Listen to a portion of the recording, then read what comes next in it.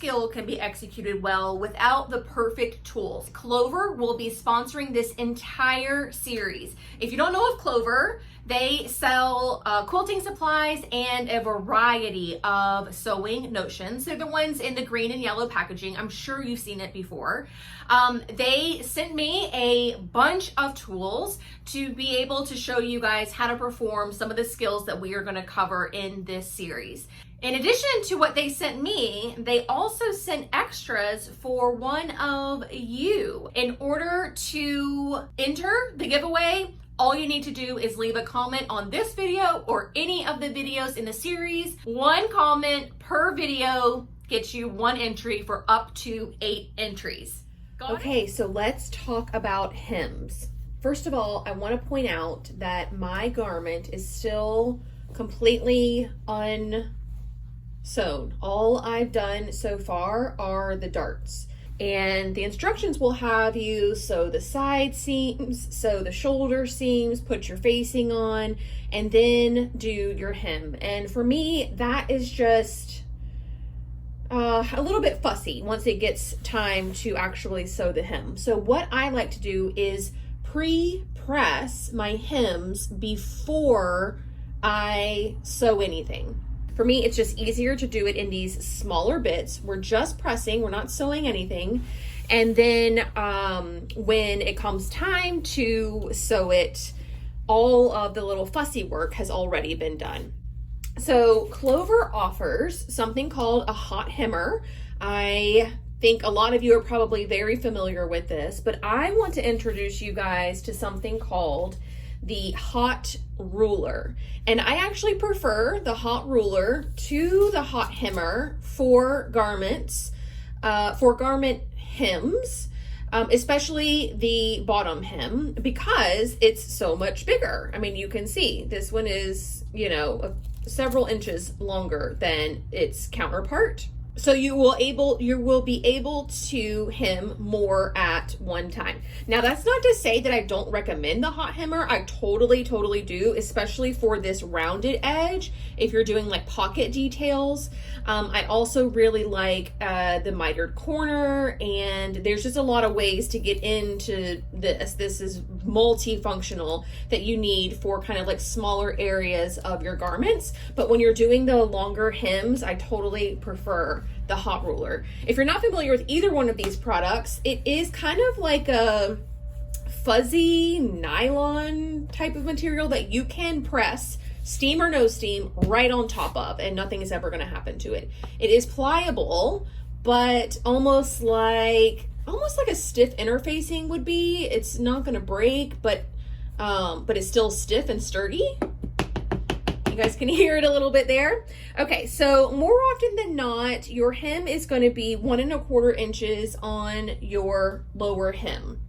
It has always been super frustrating to me that they only put the hem on the tissue paper. Like, I don't know why they don't put it in the actual instructions, but you can see here 1 1/4 inches hem allowed. And so what I'll do is I'll go into my instructions, I will find where they talk about doing the hem, and I will write in what the hem allowance is, just so I know for the future. But now that I have that, we will mark this hem.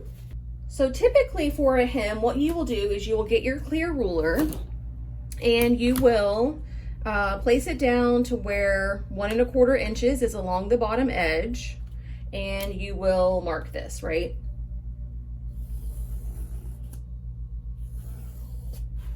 Like so. And then you're going to go, okay, well, I need to press this up now. And so now you're going to press it up and you're like, oh, but wait, where's my marking line? I can't see it. And you're doing this weird, like, bend back, bend forward.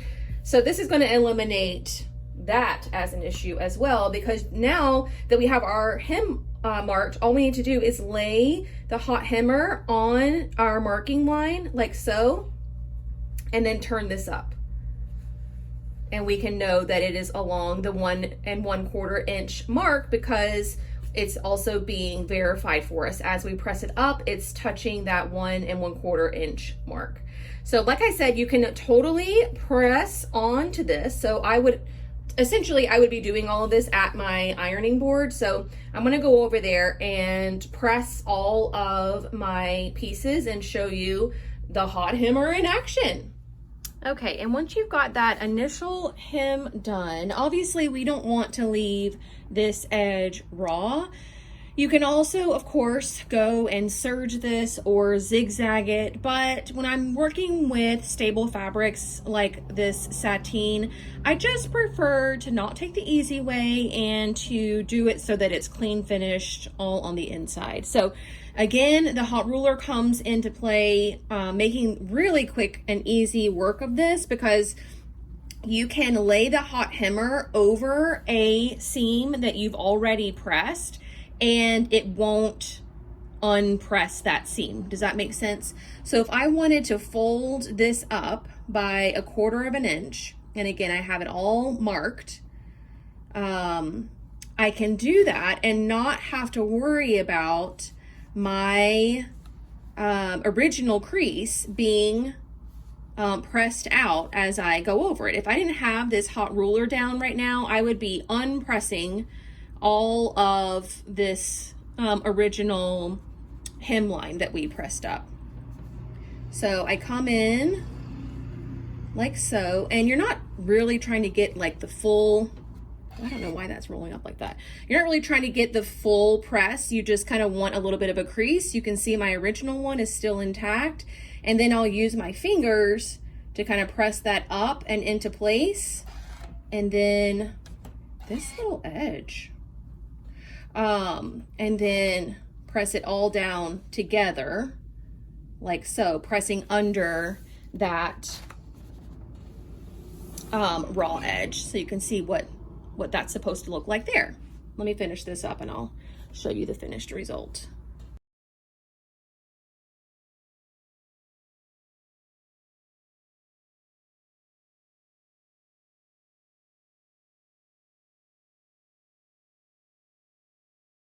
All right, so there you have it. This is our pressed up hem with the raw edges enclosed as well. So I'll do this to the other 2 pieces that I have, the other back and then the front that's cut on the fold, and I'll show you how we end up sewing all of this. Okay, so this is the front of our dress and this is one of the backs, and I have them together at the side seam. In order to sew the side seams, unfold the hems that you just pressed up and sew down your side seam like you normally would. All right, so I have sewn my side seam. We're gonna pretend that I did it all the way up the side. But just for illustration purposes, I wanted to show you that when you sew your side seams together and you go to your ironing board and you press this guy open, right? Press your seam open, or I'm probably gonna serge mine, so I'll serge mine all to one side. And then because everything is already pressed, it's really easy just to fold along your creases again.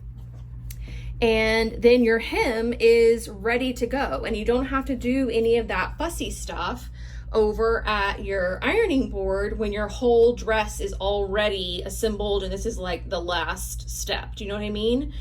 So that makes really, really easy work of assembling the hem at the end of your garment making. So that is going to do it for today's video. I will be back every single Thursday with a tutorial on a different skill. Thank you so much for watching. Don't forget to enter the giveaway, and I'll see you all very soon. Bye.